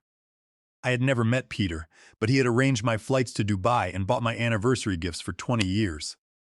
He was efficient, and right now I needed him to be ruthless. Peter, I said, my voice low and controlled, I need to authenticate. Voice ID Delta 9. There was a microcond of silence as the system analyzed the biometric signature of my voice. It checked the pitch, the cadence, and the stress levels. It confirmed that I was indeed Arthur Vance, the man who signed the checks. Authentication confirmed, Mr. Vance, Peter said. His tone shifted slightly, becoming more serious. How may I assist you tonight? Are you calling about the large transactions currently pending in Rhode Island? He was good. The system had already flagged the heavy spending. Yes, Peter, I said. I am calling about the wedding expenses. I am calling about the catering, the venue rental, the security team, the flowers. I understand, Peter said. We authorized a temporary lift on your daily limit to accommodate the event. Is there an issue with the vendors? There is a major issue, I said. I paused, looking at the iPad screen. On the video feed, I could see Kevin raising a glass of vintage champagne. He was laughing at something, Victor said. They were celebrating my demise with my money. The issue, Peter, is that those charges are fraudulent. Fraudulent, Peter repeated. The word hung in the air. For a bank like this, fraud is not just a crime, it is an insult. Yes, I said. I did not authorize these transactions. My supplementary card was misappropriated. The person using it does not have my permission to spend a single dime. I want you to mark every pending transaction from the Ocean Cliff Resort as theft. I see, Peter said. I could hear the rapid clicking of a keyboard. He was not asking questions. He was executing orders. Mr. Vance, if I flag these charges as fraud, the system will immediately decline them. It will send a code read to the merchant's point of Dane terminal. It will instruct them to confiscate the card and contact law enforcement. This will cause significant disruption to the event. Disruption is the point, Peter, I said. I watched the screen. A waiter was moving toward Kevin's table with a magnum of wine. It was a bottle of Chateau Margaux, $5,000 a pop. Do it, I said. Kill the card. Consider it done, Peter said. The account ending in 4099 is now frozen. All pending authorizations totaling $480,000 have been revoked. We are transmitting the decline codes now. Is there anything else, Mr. Vance? No, Peter, that will be all. I hung up the phone. I sat back in the Bentley and watched the iPad. The delay between the digital world and the physical world is usually invisible, but tonight I saw it happen in slow motion. On the screen, the party was still in full swing. The music was playing. The guests were smiling. Chloe was holding court near the stage, showing off her ring. She had no idea that the invisible financial floor she was standing on had just vanished. Then I saw him, the resort manager, a man in a tailored suit with a headset. He was standing near the entrance to the kitchen. He suddenly stopped. He pressed his hand to his earpiece. I saw his face go pale. He looked down at a tablet in his hand. He swiped the screen frantically. He shook his head. He looked up and scanned the room. His eyes locked on the head table. He locked on Kevin. "Here we go," I whispered. The manager didn't walk. He marched. There was a stiffness in his shoulders that screamed panic. In the hospitality business, you never disturb the guests unless the building is on fire or the check has bounced. And for a manager trying to run a $500,000 event, a declined credit card is worse than a fire. I watched as he approached the table. He didn't go to Victor. He went to Kevin. He leaned down. I couldn't hear what he was saying because the microphone was on the podium and they were at the table. But I could read the body language perfectly. The manager whispered something in Kevin's ear. Kevin's smile didn't just fade, it evaporated. He pulled back, looking offended. He shook his head and pointed at Chloe. He was probably saying something like, "Do you know who we are? Do you know who her father is?" The manager didn't back down. He held up the tablet. He showed Kevin the screen. Kevin's face turned a shade of red that matched the lobster on his plate. He reached into his pocket and pulled out the black card. My black card, the one Chloe had given him to hold. He handed it to the manager with a dismissive wave, telling him to run it again. I laughed. It was a cold, dark laugh. "Go ahead, Kevin. Run it till the magnetic strip melts. It is just a piece of plastic now." The manager took the card. He signaled to a waiter who was holding a portable credit card machine. He inserted the chip. I leaned closer to the iPad. I counted the seconds. 1, 2, 3. The waiter looked at the machine. He frowned. He looked at the manager. He showed him the readout. Declined. Pickup card. Call bank. The manager nodded. He did not give the card back to Kevin. He slipped it into his own pocket. Kevin stood up. He slammed his hand on the table. The cutlery rattled. He was shouting now. I could hear faint shouts through the ambient microphones. "What do you mean, declined?" he yelled. "That is a black card. It has no limit." The manager took a step back, but he signaled with his hand. And this was the moment that made the cold burger in my stomach feel like a gourmet meal. The waiter with the Chateau Margaux, the $5,000 bottle of wine, was just about to pour it into Victor Cole's glass. He saw the manager's signal. He stopped. He tilted the bottle back up. He kecked it, and he turned around and walked away. Victor looked up confused. He reached out for the bottle, but the waiter ignored him. Suddenly, the service stopped. Waiters who were bringing out trays of filet mignon turned around and headed back to the kitchen. The bartenders stopped pouring drinks.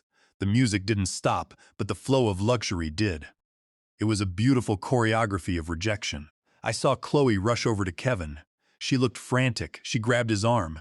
"What is happening?" she asked. "Why are they taking the wine away?" Kevin looked at her with pure panic in his eyes. "The card didn't work," he stammered. "They said it is reported stolen. They said it is fraud." Chloe's face went white. "Stolen, but Dad gave it to me." "No, sweetheart," I whispered to the screen. "Dad lent it to you, and Dad just took it back." The manager was speaking to them again. He was not whispering anymore. He was loud enough for the nearby tables to hear. "Mr. Cole, unless you can provide an alternative form of payment for the outstanding balance of $480,000 immediately, we will be forced to shut down this event, and I will have to ask you to wait for the police." "Police?" The word rippled through the head table. Victor Cole stood up. He looked furious. He looked at Chloe with eyes that could kill. "You said he was handled," Victor hissed. "You said you had control of the assets." "I do," Chloe cried. "I don't know what happened. It must be a glitch." "It is not a glitch, Chloe. It is a guillotine." I watched them turn on each other. The veneer of class and wealth was peeling away, revealing the greed underneath. They didn't have $500,000 in cash. They were leveraging my money to buy my company. And without my money, they were just grifters in expensive suits. I tapped the screen. I had frozen the money. I had frozen the wine. Now it was time to freeze the room. I switched apps to the venue control system. I found the lighting grid controls. They were arguing.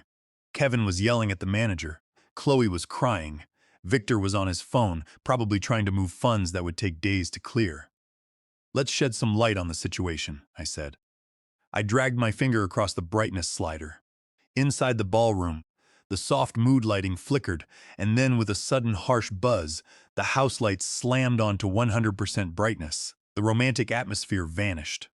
The room looked stark. The guests blinked in the sudden glare. The dirty dishes looked dirty. The makeup looked heavy.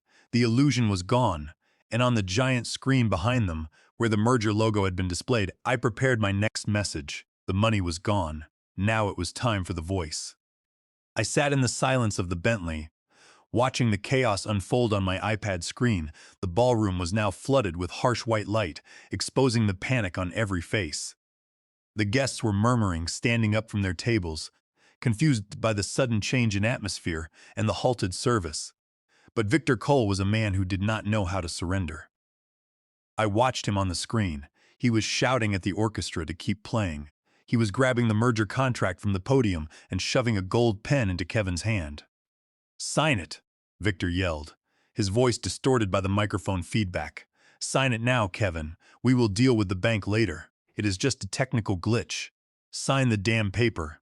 Kevin looked terrified. He was sweating under the bright lights. He held the pen, but his hand was shaking. He looked at Chloe for reassurance. Chloe was standing frozen. Her face was pale. She looked at the waiters who were clearing the tables. She looked at the manager who was on the phone with the police. And then she looked at the contract. The greed in her eyes battled with the fear. She stepped forward. "Do it, Kevin," she hissed. "Sign it before they shut us down. Once we have the company, we can pay for everything 10 times over." I listened to her voice. It was desperate. It was the voice of an addict needing a fix, and the drug was my money. I looked down at my hands. They were resting on the iPad. The control panel for the resort's audio-visual system was still open. I had already cut the music. I had turned on the lights. Now I had one final weapon left, the main projection screen. The massive screen behind them was still displaying the logo. The blue anchor of Vance Shipping intertwined with the red shield of Cole Corp. It was a symbol of my eraser. As long as that image was up, they still felt like they had a future. They still felt like they were in charge. I tapped the text editor icon on the control panel. A blank white box appeared on my screen. A blinking cursor waited for my command. I took a deep breath. The air in the car felt thin. This was it. The moment I had been dreading, the moment I had to choose between being a father and being a man of principle. If I stopped now, I could still save her. I could drive to the resort, walk in, and pay the bill. I could apologize to the guests. I could let the merger happen and retire to a quiet death in a nursing home. Chloe would be rich. She would be happy for a while. She would visit me once a month and pat my hand and tell me I was a good boy, but it would be a lie. It would be a surrender to evil, and I have never surrendered. I typed the first word. I paused. My finger hovered over the glass. I remembered the day Chloe was born. I remembered holding her in the hospital room, terrified that I would break her. She was so small, so fragile. I promised her mother that I would always protect her. Am I protecting her now? I asked. I looked at the screen. Chloe was yelling at a waiter who tried to take her glass. She shoved him. No, I am not protecting her. I am enabling a monster. The little girl I held is gone. The woman standing there is a stranger. A stranger who is trying to sell my blood and sweat for a penthouse. I typed the next words. Maybe old. I looked at my reflection in the rearview mirror. The gray hair, the wrinkles, the eyes that had seen too much. Yes, I was old. But age is not weakness. Age is experience. Age is accumulation. And right now, age was the most dangerous thing in the room. I typed faster now, the words flowing from a place of deep righteous anger. But I still pay the bills. I looked at the bill for the wedding, $500,000. I looked at the bill for her education, $200,000. I looked at the bill for her first house, $1 million. I had paid for every comfort she had ever known. I had paved her road with gold, and she had used that road to drive a knife into my back. Not anymore. I typed the words with force, my finger hitting the glass hard. Not anymore. No more bailouts. No more forgiveness. No more looking the other way. Tonight, the Bank of Dad is closed permanently. I looked at the final command. The cursor blinked, waiting for the execution. Get out. I read the message. It was short. It was brutal. It was the truth. I looked back at the live feed. Kevin had the pen on the paper. The tip was touching the signature line.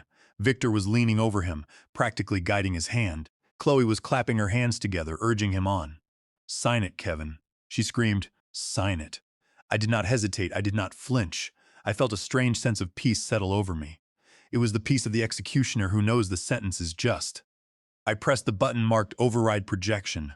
On my iPad screen, a progress bar appeared, uploading 20%, 50%, 80%. In the ballroom, nothing happened for a second. Kevin began to write the first letter of his name. The ink flowed onto the page, then the screen flickered. It was not a subtle flicker, it was a violent digital tear. The image of the merged logos distorted. The blue anchor shattered. The red shield dissolved into static. A loud electronic screech tore through the speakers, making everyone in the room cover their ears. Kevin jumped. The pen slipped from his hand and rolled across the stage. Victor spun around looking at the screen behind him. What is going on? He roared. Fix it. Somebody fix it. And then the static cleared. The background of the screen turned black, pitch black, like the bottom of the ocean. And then the words appeared.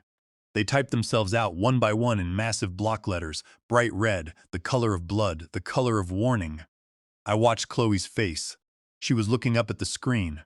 Her mouth opened, her eyes went wide. The arrogance drained out of her face, instantly replaced by a horror so pure it looked painful. She read the words. I could see her lips moving. I may be old. The crowd gasped, a collective intake of breath that sucked the oxygen out of the room. But I still pay the bills. Kevin stepped back from the podium. He looked at the screen, and then he looked at the camera. He knew. He looked right into the lens, right into my eyes, even though he couldn't see me. He knew who was in the room. Not anymore. Victor Cole turned purple. He realized the game was up.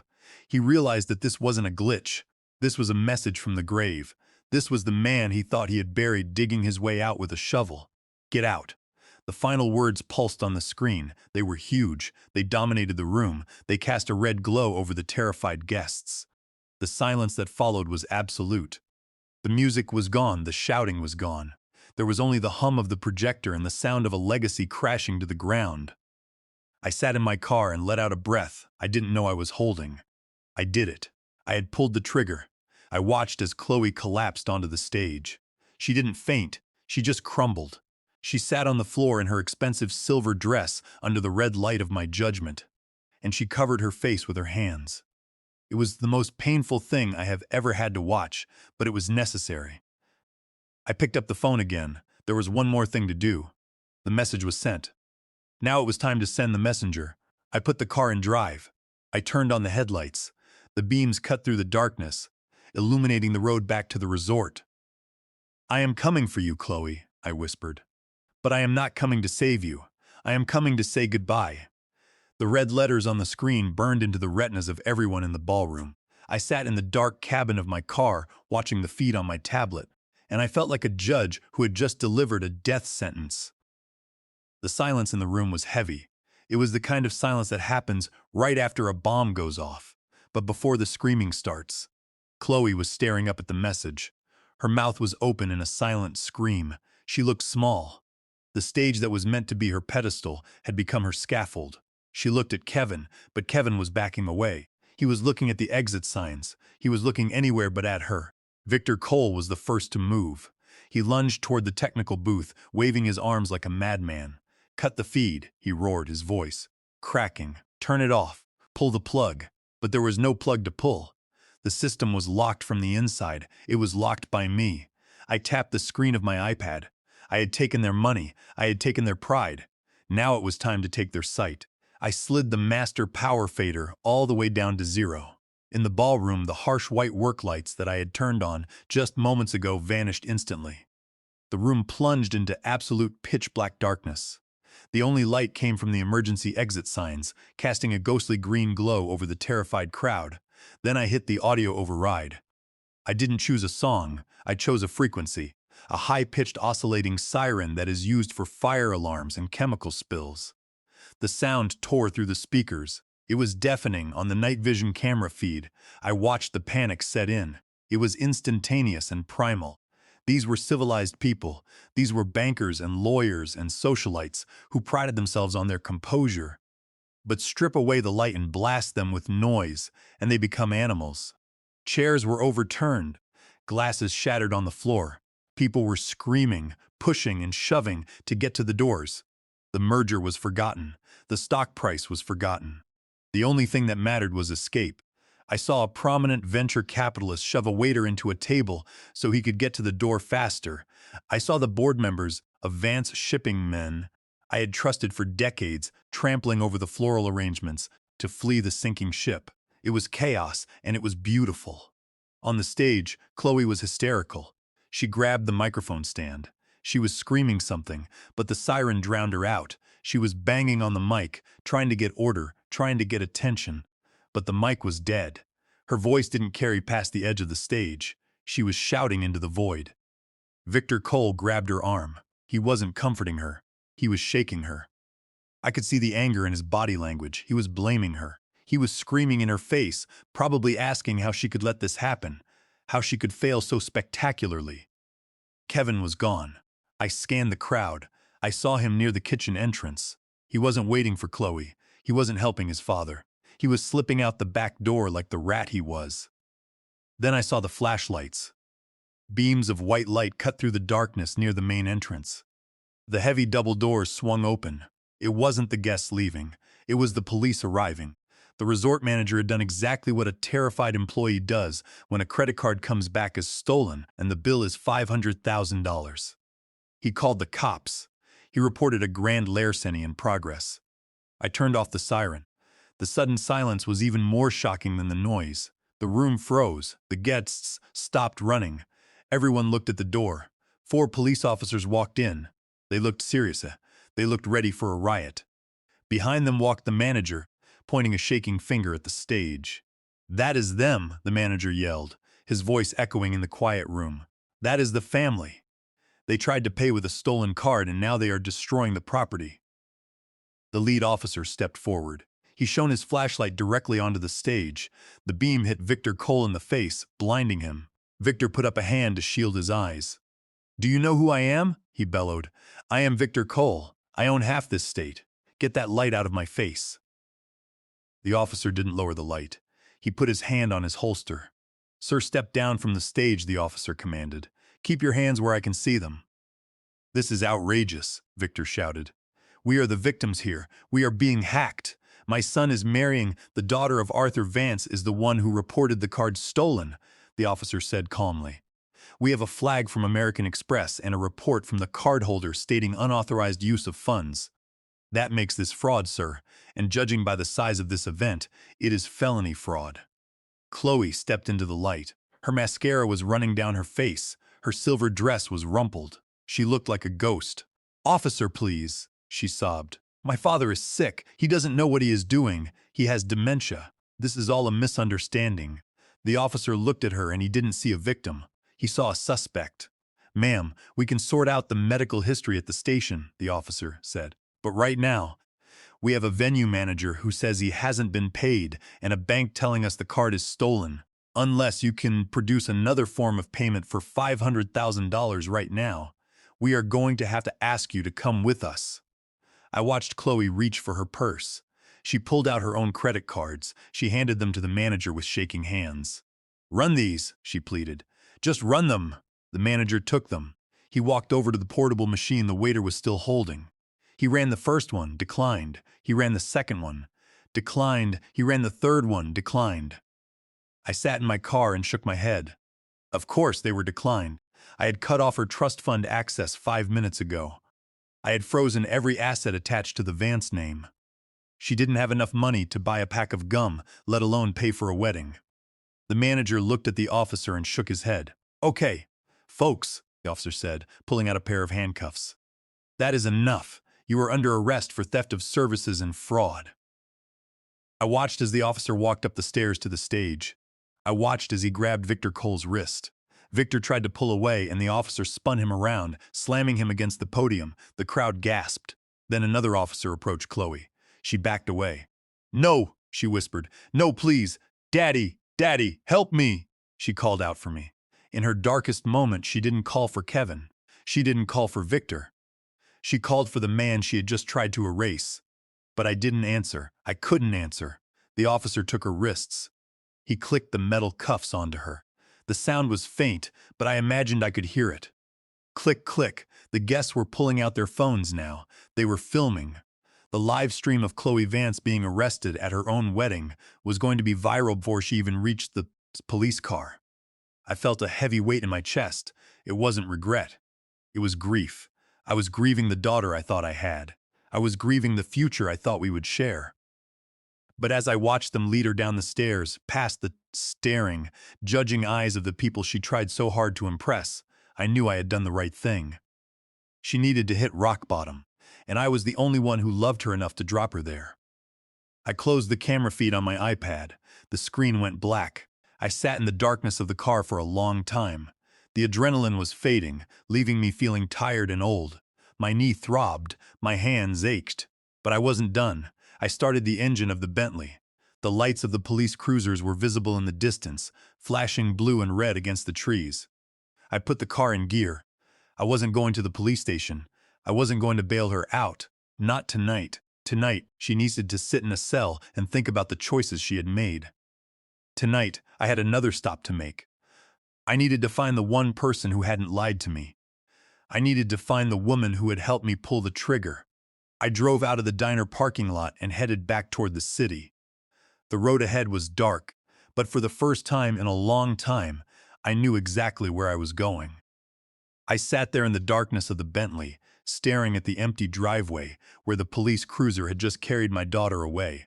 My heart felt heavy like a stone sinking to the bottom of the ocean. I had stopped the merger. I had saved the company. But the cost was my own flesh and blood. I was about to put the car in drive when my phone buzzed one last time. It was Clara Jenkins. The message was short. It just said checkmate. Attached to the message was a PDF file. I opened it. The blue light of the screen illuminated the tears that had dried on my cheeks. I zoomed in on the document. I read the text and then I read it again because I could not believe what I was seeing. I let out a laugh. It was a short, sharp sound. It wasn't a laugh of joy. It was a laugh of disbelief. I looked back at the iPad. The camera feed was still active, but the screen in the ballroom was black. The room was still in chaos. The police were taking statements from the bewildered guests. Victor Cole was standing near the stage, arguing with the lead officer, trying to distance himself from the fraud. Kevin was standing in the shadows near the kitchen door, looking for an exit. He looked like a rat trapped in a burning building. He thought he had escaped. He thought that because Chloe was the one who signed the checks, she was the only one going down. He thought he could slip away into the night and find another ace to scam. I looked at the file again. Kevin Cole, the golden boy, the man who stood at the altar and promised to love my daughter until death did them part. He had made that same promise before. 2 years ago in Las Vegas, I tapped the screen of the iPad. I still had control of the system. I had turned off the lights to create chaos, but now I needed to turn them back on because cockroaches hate the light. I slid the master fader up inside the ballroom. The lights flickered and then blazed to life. The sudden brightness made everyone stop. The guests shielded their eyes. The police officers looked up. Kevin froze. He was hand on the door handle, ready to push it open. The light caught him like a spotlight on a prisoner escaping jail. I tapped the projector control. I cleared the red text that had told them to get out.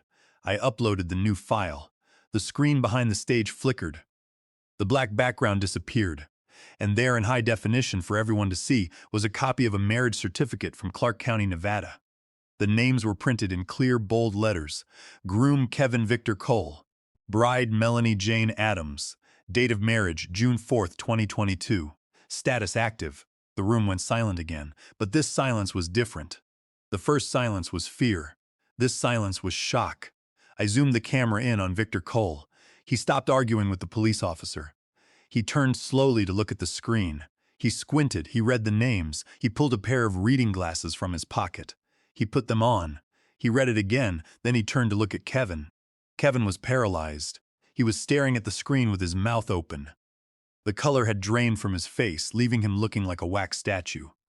Victor walked toward him. He didn't run. He walked with a slow, deliberate pace.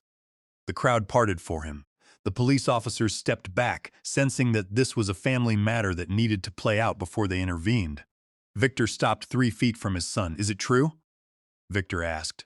His voice was quiet. It was dangerously quiet. Kevin stammered. "Dad, I can explain. It was a weekend in Vegas. We were drunk. I thought we annulled it. I paid a guy to fix it." "You paid a guy?" Victor repeated. "You paid a guy to annul a legal marriage. I thought it was handled," Kevin cried. "She promised she wouldn't say anything." Victor closed his eyes. He took a deep breath. "Do you know what this means, you idiot?" Victor said. "It means the marriage to Chloe would have been void," Kevin said, his voice trembling. "But it doesn't matter now, Dad. The merger is dead anyway." "No," Victor roared, his eyes snapping open. "It means that even if Arthur Vance hadn't intervened, even if Chloe had signed those papers, the merger would have been illegal. You committed bigamy. That makes any contract you sign based on this marital union fraudulent by default. We would have spent millions integrating their fleet, only to have the courts strip it all away the moment this bimbo from Vegas showed up looking for alimony." "Dad, please," Kevin begged, backing up against the wall. "I was going to divorce her. I just needed time." "You didn't need time," Victor spat. "You needed a brain."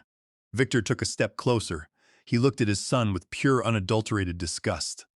"I spent 40 years building the Cole name," Victor said. "I crushed competitors. I bought senators. I built an empire that was supposed to last for generations. And I entrusted it to you. Dad, I am sorry," Kevin whispered. Victor didn't say anything else. He raised his hand. The slap echoed through the ballroom like a gunshot. It was a backhanded strike, violent and dismissive. It caught Kevin across the jaw, sending him stumbling sideways. He tripped over a chair and fell hard onto the floor. He scrambled to get up, holding his cheek, looking up at his father with tears in his eyes. But Victor didn't look down. He adjusted his cufflinks. He straightened his jacket. He turned to the police officer. "Officer Victor," said, his voice cold and steady, "I would like to revise my statement. I had no knowledge of my son's prior marriage or his financial dealings regarding this event. I am a victim of his deception just as much as Mr. Vance is." Kevin gasped. "Dad, what are you doing?" Victor ignored him. He looked at the officer. "If he has committed bigamy, that is a felony, is it not?" "Yes, sir," the officer said, eyeing Kevin. "It is a Class E felony in this state." "Then do your duty," Victor said. Victor turned around. He walked toward the exit. He walked past his son, who was still on the floor, reaching out for him. He didn't look back. He didn't hesitate. He walked out of the ballroom and out of his son's life. I watched Kevin crumble. The arrogance was gone. The charm was gone. He was just a boy who had been abandoned by his creator. The police officer walked over to Kevin. He pulled out another pair of handcuffs. "Kevin Cole," the officer said, pulling Kevin up by his arm. "You are under arrest for bigamy and conspiracy to commit fraud. You have the right to remain silent." I watched them lead him away. He was crying. He was looking around the room, searching for a friendly face, but there were none. The investors looked at him with disdain. The staff looked at him with anger. He was alone. I sat back in my seat. My breathing was slow and deep. The stage was empty now. The screen was still displaying the marriage certificate, a digital monument to their stupidity. The takeover was over, the enemy was destroyed. Chloe was in one car, Kevin was in another. Victor was alone in his limousine plotting his next move, but he was wounded.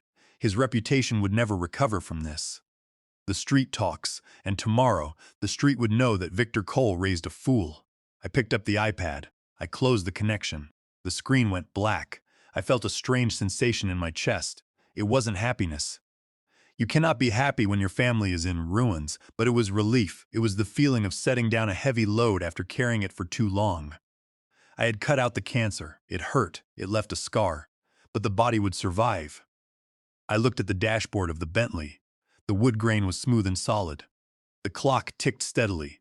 I started the engine. The powerful motor hummed to life, ready to take me anywhere I wanted to go. I had one more stop to make. Clara Jenkins was waiting. And after that, I had a lot of work to do. I had to rebuild a company. I had to create a new legacy. One that wasn't built on blood but on something stronger. I shifted the car into drive. I didn't look back at the resort. The show was over, and for the first time in a long time, Arthur Vance was free.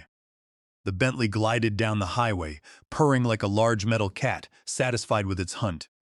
I was miles away from the Ocean Cliff Resort, but in my mind I was still standing in the center of that ballroom, looking at the wreckage. The police had cleared out, the guests had fled, leaving behind their expensive gift bags and their half-eaten dinners. The staff had retreated to the kitchen, afraid to touch anything until the crime scene unit finished their work. The silence in the car was heavy. It was the kind of silence that rings in your ears after a loud explosion. My hands were gripping the steering wheel so hard my knuckles were white. I tried to relax them. I tried to tell myself it was over. The enemy was defeated. The company was safe. But then the phone rang. It sat on the passenger seat, lighting up the dark cabin with a harsh white glow. I knew who it was before I looked. There was only one person left in that building who would call me. Chloe. I stared at the screen. My thumb hovered over the red decline button. I should have pressed it. I should have let it ring until it went to voicemail, and then I should have deleted the voicemail without listening. That is what a smart businessman would do. Cut the loss, write off the asset, move on. But I am not just a businessman. God help me, I am a father. And the habit of answering that call, the habit of being the one who fixes things, is a hard addiction to break. I pressed the green button. I put the phone to my ear. I did not say hello. I just listened. At first, there was only the sound of breathing.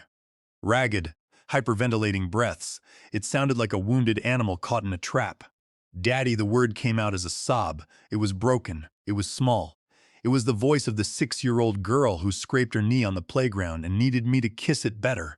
For a split second, my heart clenched. For a split second, I wanted to turn the car around. Daddy, please, she cried. Please come back. You cannot leave me here. Everyone is gone. I kept my eyes on the road. The yellow lines flashed by in a hypnotic rhythm. I am not coming back, Chloe, I said. My voice was calm. It surprised me how calm it was. It sounded like I was talking to a stranger.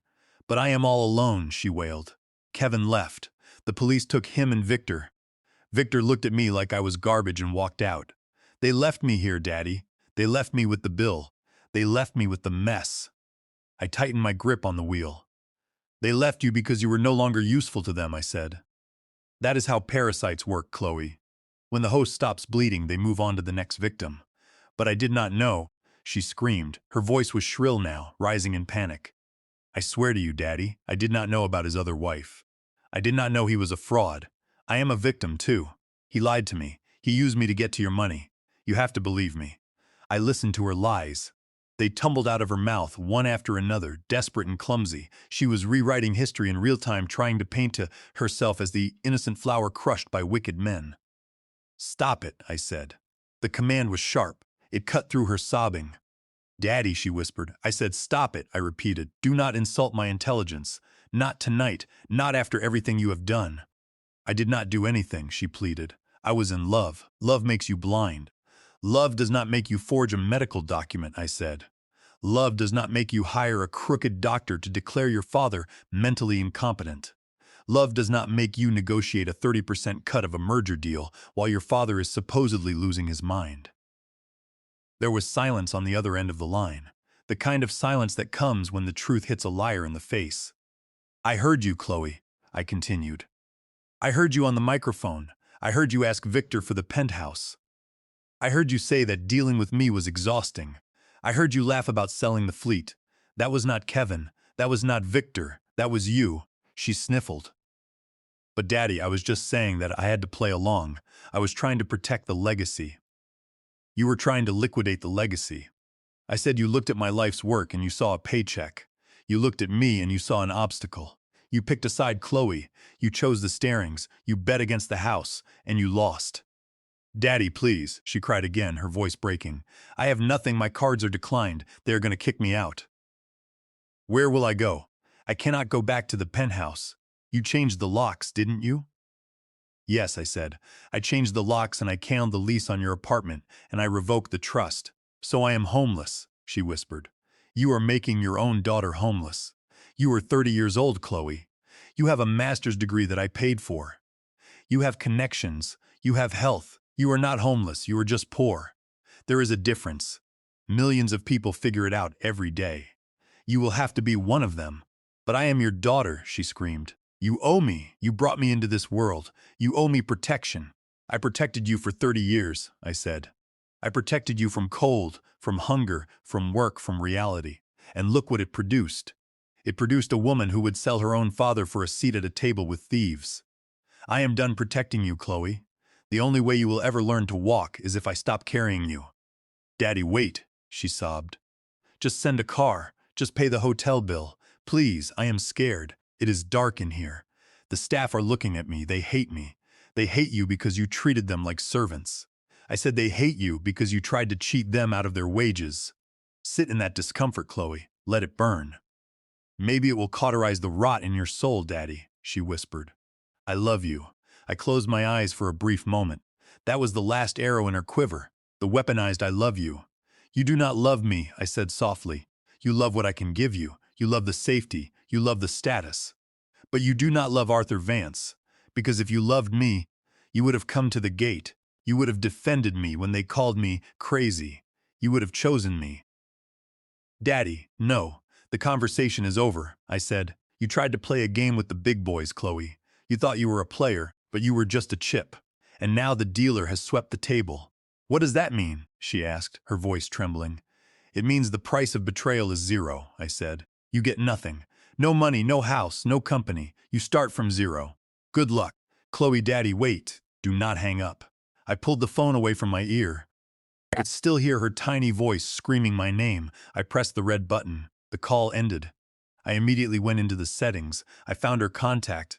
I scrolled down to the bottom. I pressed block caller. I put the phone back on the seat.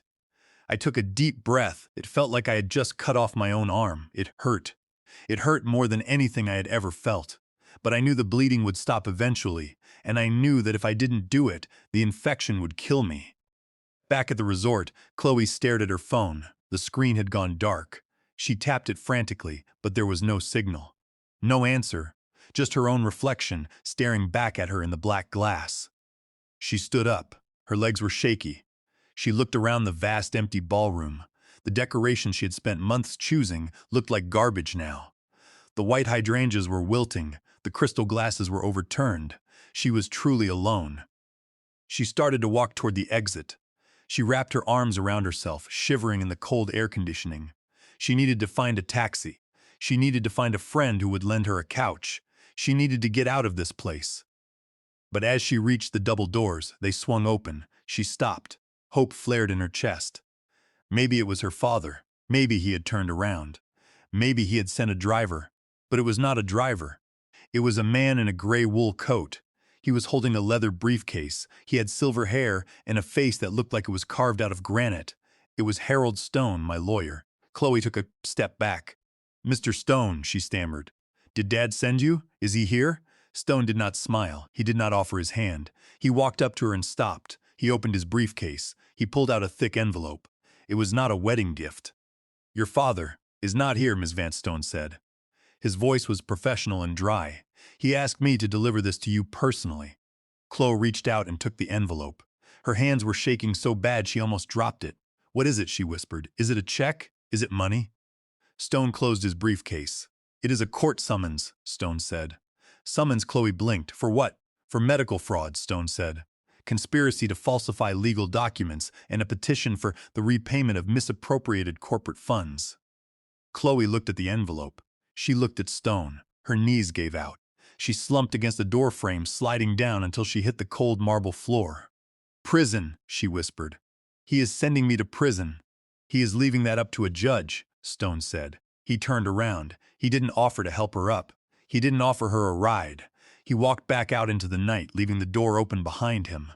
The wind blew in from the ocean. It was cold and dainty. It blew through the ruined ballroom, rustling the tablecloths and chilling the bride who had sold her soul for a wedding that never happened. Chloe Vance sat on the floor, clutching the lawsuit to her chest, and for the first time in her life, she cried real tears. Not for the camera, not for the audience, but for the realization that she had gambled everything on greed, and she had lost the only thing that really mattered: a father's love. It has been 30 days since the lights went out at the Ocean Cliff Resort. 30 days since I watched my daughter get led away in handcuffs. 30 days since I cut the dead weight from my life. People ask me if I am lonely. They ask how a 70-year-old man copes with the silence of an empty penthouse. They look at me with pity, thinking I am sitting in the dark, mourning the family I lost. They are wrong. I have never been less lonely in my life. I am sitting in a private room at Le Bernardin in Manhattan. Clears throat. The table is not set for 3 people. It is set for 12. On my right sits Clara Jenkins. She is wearing a new dress. She is smiling. She is the new chief operating officer of Vance Shipping. She earned it. She saved the company. She saved me.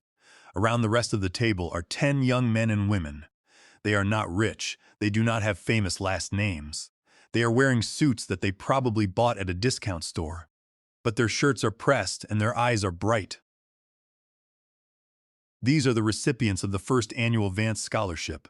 They are engineering students, logistics majors, future captains of industry who actually care about the work, not just the reward.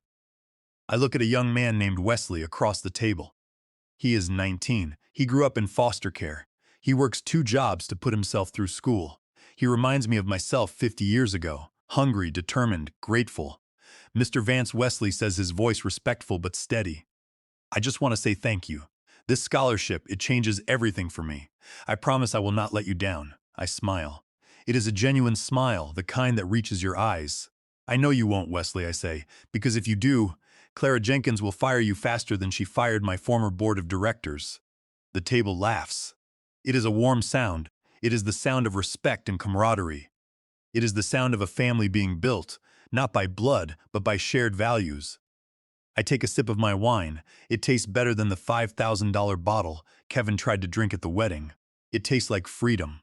I glance at the television screen mounted discreetly in the corner of the room. The news is playing on mute. The headline flashes across the bottom: Victor Cole indicted on 12 counts of securities fraud. I watch the footage. Victor is walking out of a courthouse. He looks smaller. He is hiding his face from the cameras. His empire is crumbling.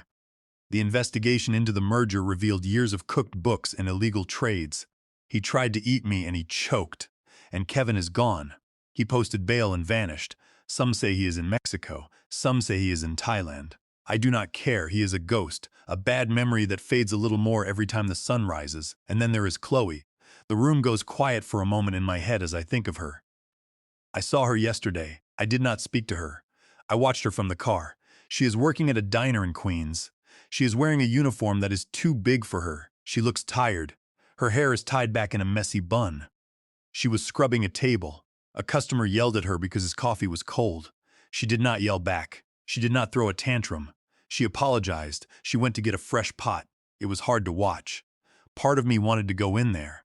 Part of me wanted to put a check on the table and fix it all. But I stayed in the car. She needs this. She needs to know what it feels like to earn $1.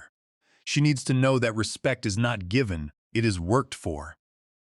She is currently under investigation for the medical fraud, but the district attorney is going easy on her because she is cooperating against Victor.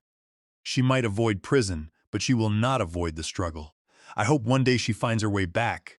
I hope one day she knocks on my door, not as a princess demanding a castle, but as a woman who has built her own house. Until then, I will watch from a distance. I will love her enough to let her grow up. Mr. Vance. Clara Jenkins touches my arm, bringing me back to the dinner. Are you ready to make the announcement? I nod. I stand up. The table goes silent. 10 pairs of eager eyes look at me. I clear my throat. I want to propose a toast, I say, raising my glass. For a long time, I thought that legacy was about what you leave behind in your will. I thought it was about passing down a name and a bank account. I was wrong. I look at Wesley. I look at Clara Jenkins. Legacy is not what you keep, it is what you give away. Today, I signed the paperwork to transfer 90% of my assets into the Vance Foundation. My ships will keep sailing, my company will keep growing, but the profits will no longer go to buying penthouses and yachts. They will go to you. They will go to building schools, to cleaning the oceans, to giving a chance to people who actually deserve it. I see tears in Clara Jenkins's eyes. I see shock on the students' faces. You are my legacy now, I say. Do not make me regret it. We drink. The clinking of glasses sounds like bells ringing in a new era. After dinner, I walk outside into the cool New York night. The air is crisp. The city lights are bright. I walk to my Bentley. It is parked at the curb, shining under the street lamps. I get in. I sit in the driver's seat. It is the same seat where I sat and watched my life fall apart a month ago. But tonight, it feels different. It feels like a cockpit. I look at the empty passenger seat. It is not empty. It is filled with possibility. I start the engine. The rumble is deep and reassuring. I drove away from the wedding thinking I had lost everything, but I realize now that I didn't lose anything. I just took out the trash. I have my dignity, I have my company, and I have a future that I chose. I pull out into traffic, merging with the flow of the city. I am Arthur Vance. I am 65 years old. And I am just getting started. Family is a strange word.